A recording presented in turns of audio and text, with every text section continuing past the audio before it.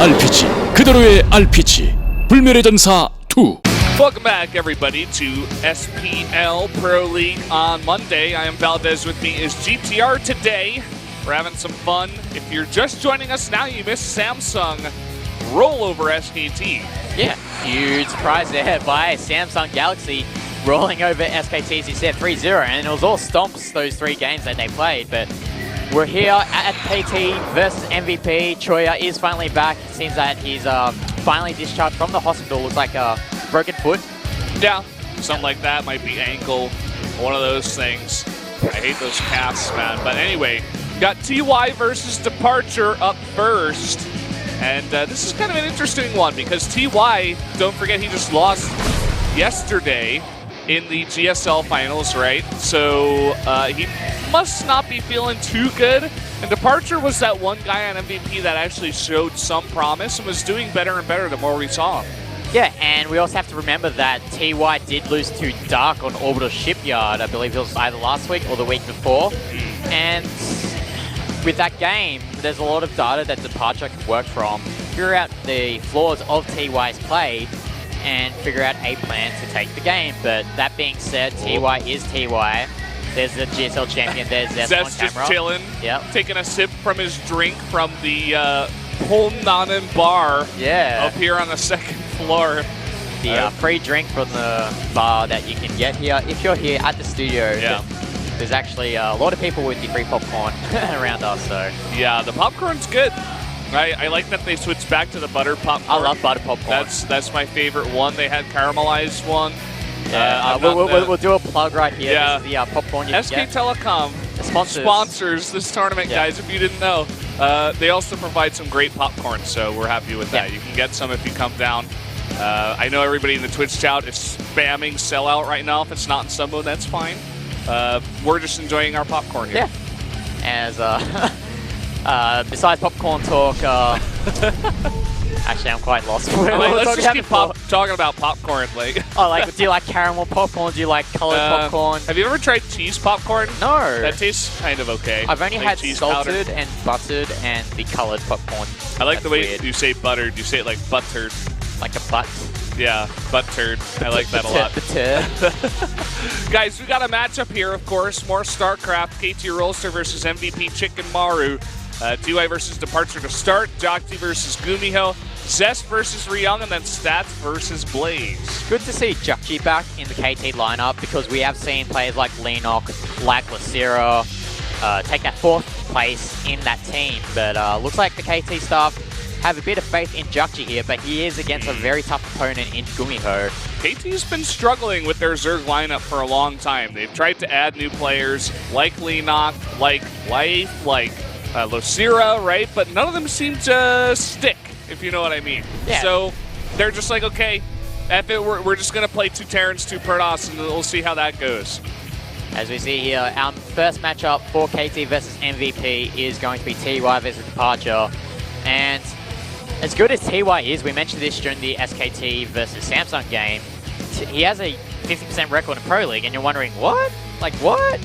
But Yeah, I think it's exactly like what his 6 I said. losses have been to very strong players where you can consider them the aces of the team. So considering that, it's not really a big surprise. Yeah, I mean, TY's a guy, don't forget that in 2014 he went 7-0 in round number 1. Like, he's got the potential. It's just like, as you said, it's Pro League. Anything can happen in best of ones, right? And seems like this particular player has had some trouble this time around. Do you see one person does go for DeParture? It is going you, it's just Kanata. Well, and, he was right about Solar. Yeah, he was right about Solar. So will he be right about DeParture? As Wolf would say, is TY tilted after the GSL final loss? We'll see. He doesn't look too happy right now, to be honest, but we'll see. DeParture looking a little bit nervous. Let's jump into game number 1, a TVZ on Frost.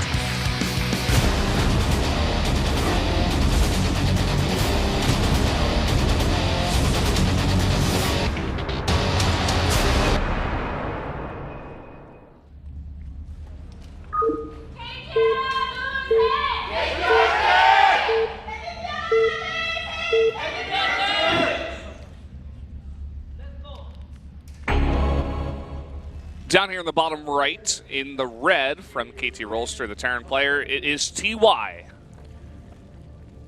And spawning here at the top left as the light blue Zerg, it is MVP's DeParture. And we have cross spawns. Cross spawns on Frost.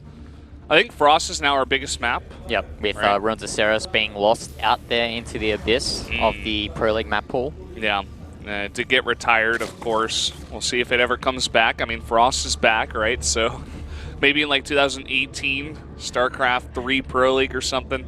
Ruins Who of knows? Ceres 2.0. Yeah.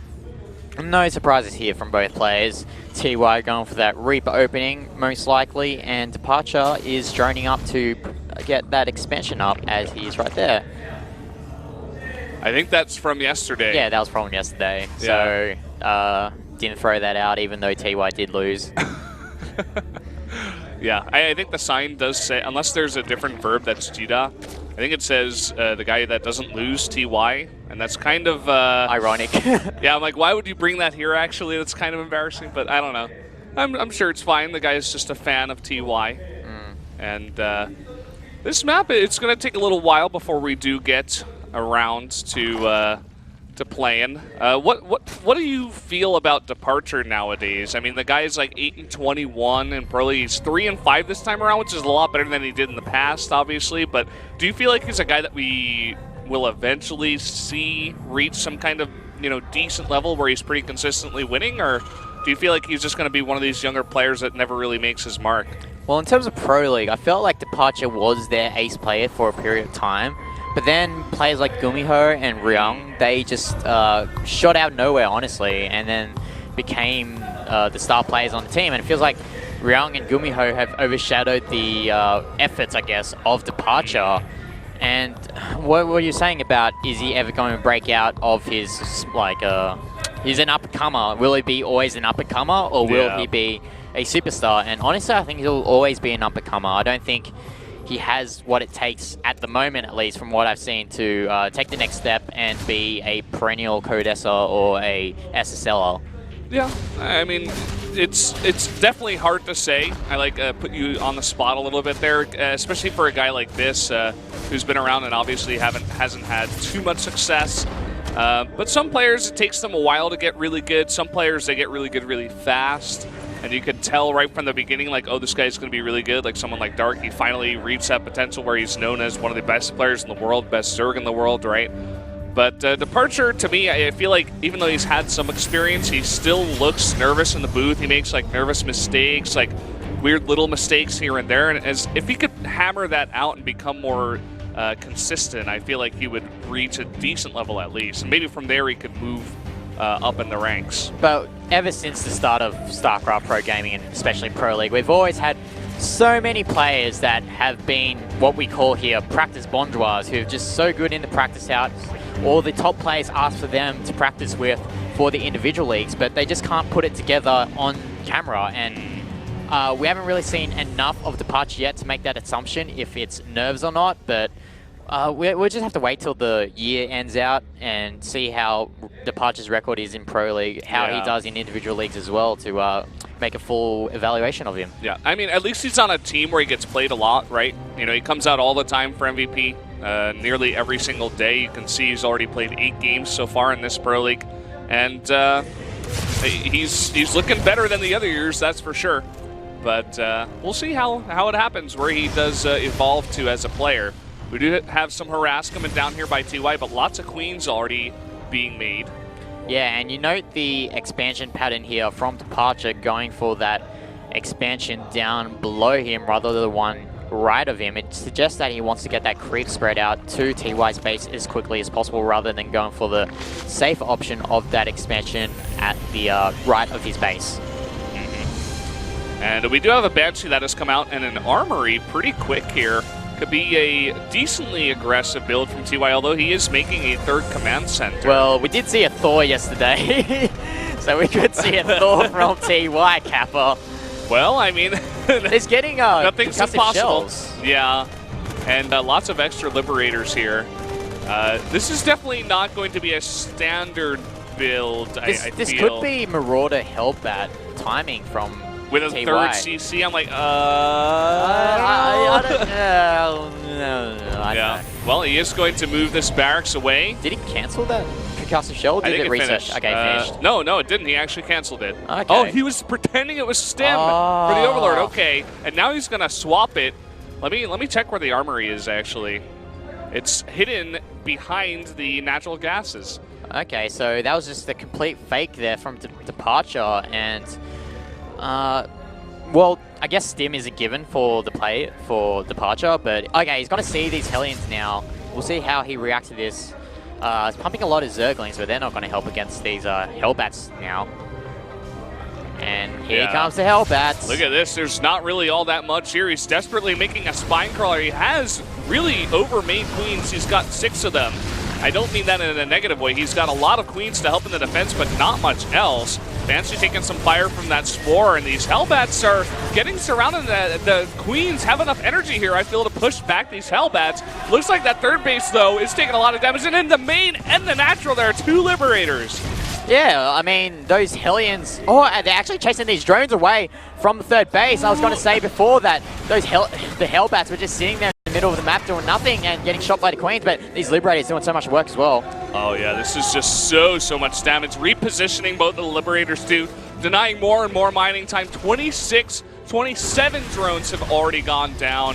And TY's got his own third base up and pumping. He's ahead in workers against a Zerg cross map here. Yeah, this is looking really comfortable for TY here, taking so many workers of DeParture. It means that DeParture has to invest all this lava that he's saved up onto getting more drones and trying to get back into this game, but so many Hellions here from TY, he can just move DeParture all over the map.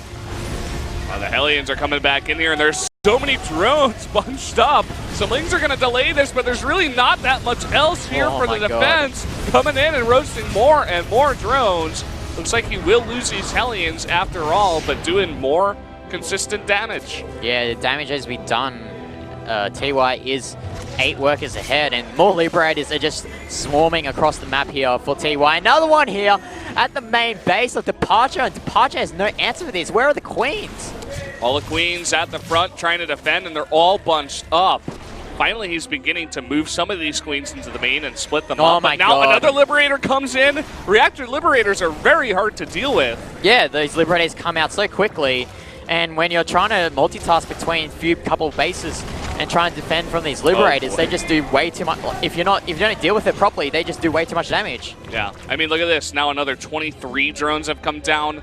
That is a lot of drones in total. Man. That's more than 50 so far, up to 56, 57, 58, 59.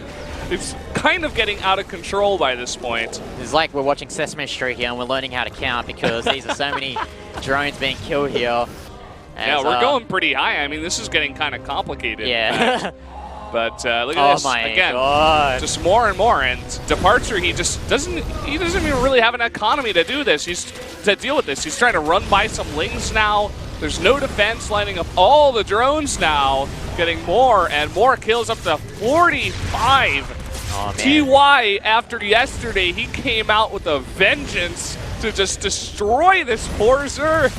If I had a nick for every drone that was killed this game, I'd be able to afford a beer from the convenience store right now. Probably more than that, man. Yeah.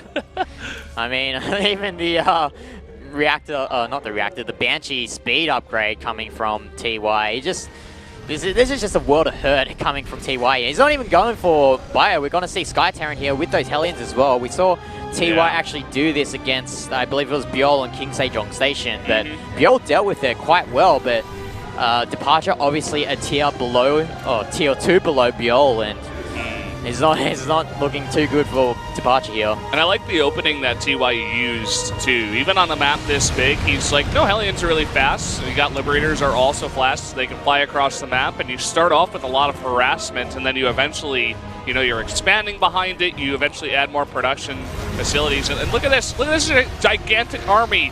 DeParture has 8 mutas in the sky and 13 Lings. And with the Liberators anti-air and their splash, remember the patch has not come out yet here in Korea, so the Liberators anti-air is still as strong as ever, and it's going to be really hard for DeParture to defend from this attack. Yeah, I dare say impossible. We'll see how these mutas are going to do. The Lings trying to come in from behind, but kind of pitiful at this point. Oh boy, Oh there my you god, go. that splash attack. Everything dies in an instant. GG, TY takes the win. Doesn't even look happy about it. He's like, yeah, that's the player I am. Oh man, that game was disgusting if you were DeParture. My heart would be just sunk by how we lost that game. That was just a pure reckoning from TY. Yeah. That reminds me of like Maru versus Myungshik or Maru versus Creator. Where like Creator's crying in the booth, head in his hands because it was such an embarrassing loss. Like that was just utter domination by TY tonight. And well, it's good to see that TY took that game out. As I assume that Kanata would have thought that TY would be in a negative state of mind coming to that game, but it looks like playing against DeParture was the best remedy for him to take complete wrecking. Yeah, I mean, TY's been around for how many years? Like 10. 11, 10? Okay, so this guy has dealt with defeat, with loss before. Like, honestly, I think the most tenured pro gamer before TY is Stork. And then after that would probably be TY and maybe Stats. I'm not too sure, honestly. But Stats getting up on 8 years. Yeah, but our next game, after that demolishing from TY, will be Jakji versus Gumiho. And as I mentioned in the pre-game, I'm really curious to see how Jakji is going to approach the game. We haven't really seen too much at all in Pro League. To be honest, Gumiho, I feel like is the heavy favorite. We saw Jakji come out a bunch last year towards the end, and even at the beginning of this year a little bit, I believe, and just did not impress too much, to be honest. I feel like Gumiho is definitely, we're talking about, he's kind of overshadowing DeParture at this point, becoming more of the ace for MVP, being used even in ace matches for MVP recently. So definitely doing well these days is Gumiho. Yeah, and I'm really curious to see how Jakji can perform in lieu of players like Speed, like Trust, that KT do have up their sleeve. And don't forget, Leonok and Lucera aren't being fielded today. So obviously the KT coaching staff do have a lot of faith in Jakji, and especially in a mirror matchup like Terran versus Terran. I feel that Terran versus Terran is one of Jakji's better matchups out there. Yeah, it definitely is. I feel like it's not going to be a stomp. It's not going to look like that last game. Last game was an anomaly. Yeah. I wouldn't tell your friends to watch that game unless they're really sadistic. They really hate Zerg. They like really hate Zerg. They really hate drones. They're like, oh, I gotta watch this. Or they like to watch new strategies, because that was actually a pretty neat strategy that TY did. So yeah. Even down to the fake on the stem with the concussive shell upgrade, that was just a very well thought out build. And TY came prepared today, even with the GSL final yesterday. So that's what happens when you get someone like him, who's definitely known as the best Terran in the world nowadays. Maybe Maru's just slightly behind. Yeah, I definitely think that Alive and Beyond have fell off the map completely. No. At this point, I feel like it's TY, Maru, and then Innovation. Yeah. Those other guys really just, kind of beginning of the beta, new expansion heroes. But it feels like they've disappeared. They've lost their luster, I guess, and while the better players out there have finally figured out how the game has worked. And guys, if you do come down to the studio, you can come in here, and they've got one of those machines with the balls inside of it. You can play with that. You can talk to those very nice people who used to run the bar, but are now at the front. And then we have new people at the bar. Yeah.